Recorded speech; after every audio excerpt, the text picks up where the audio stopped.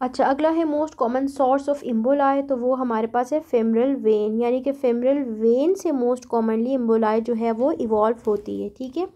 Most common site of deep venous thrombosis, तो बच्चों that is the popliteal vein. DVT का most common site कौन सा है? पोप्लीटियल वेन है।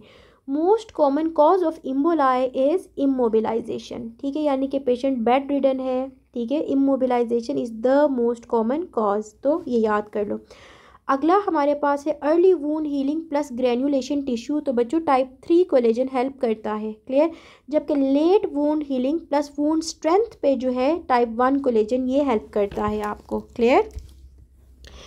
आगे देखिएगा, diet deficient in fruits and vegetables, तो डिक्रीज टेंसाइल स्ट्रेंथ। ये याद रखो कि अगर कोई पेशेंट है वो फ्रूट्स और वेजिटेबल्स डेफिशिएंट है यानी कम ले रहा है, तो जो टेंसाइल स्ट्रेंथ है वो सिर्फ और सिर्फ डिक्रीज़ हो जाएगी। जबकि अगर कोई पेशेंट है वो कंप्लीट एब्सेंस है यानी कि डेफिशिएंट नहीं है, अब बिल्कुल एब्सेंट है, वो ले ही नहीं रहा फ्रूट्स और वेजिटेबल्स, तो डिक्रीज्ड कोलेजन सिंथेसिस हो जाएगी। क्लियर। और ये याद रखो कि हमारे पास जो विटामिन सी है वो कहाँ पे हेल्प कर रहा होता है? ये हमें हेल्प कर रहा होता है hydroxylation of glycine and proline residues में। Clear.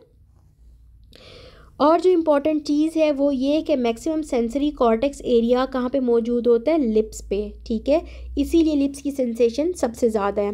Maximum motor cortex area जो हमारे पास है वो डॉर्सम ऑफ द हैंड की तरफ जाती है। क्लियर।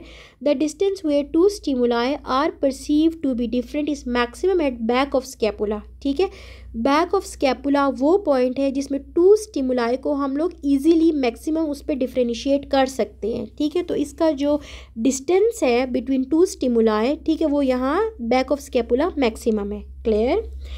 आगे आ जाएगा हमारे पास है एक्सट्रीम नेक फ्लेक्शन, तो बच्चों एक्सट्रीम नेक फ्लेक्शन के अंदर लिगामेंट न्यूकाई की डैमेज होती है। क्लियर।